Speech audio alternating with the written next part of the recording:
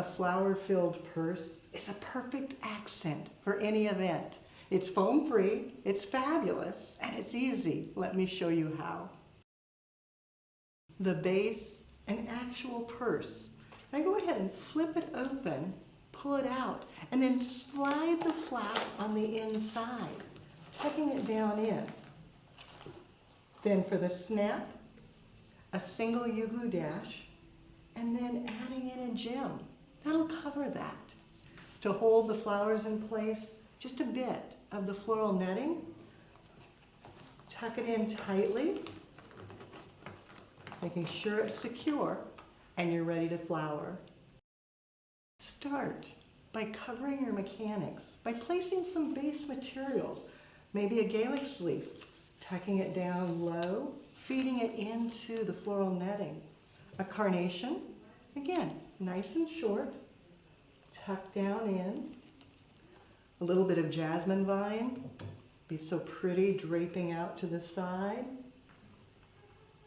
Tucking it low.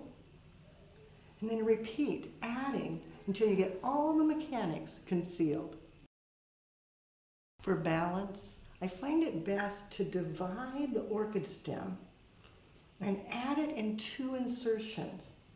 So cutting out the center, then reducing the stem, going back and placing that,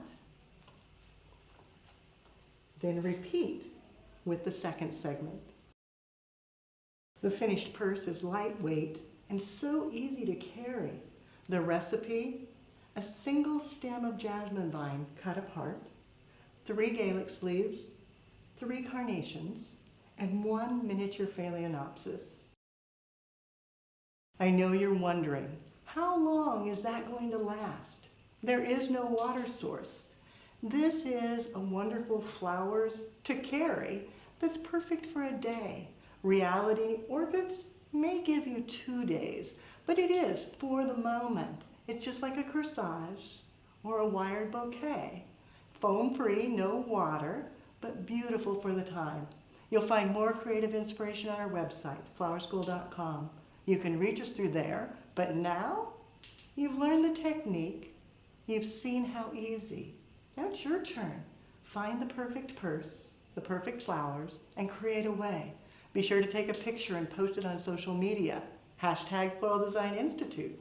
That way we all can see what you do as you do something you love.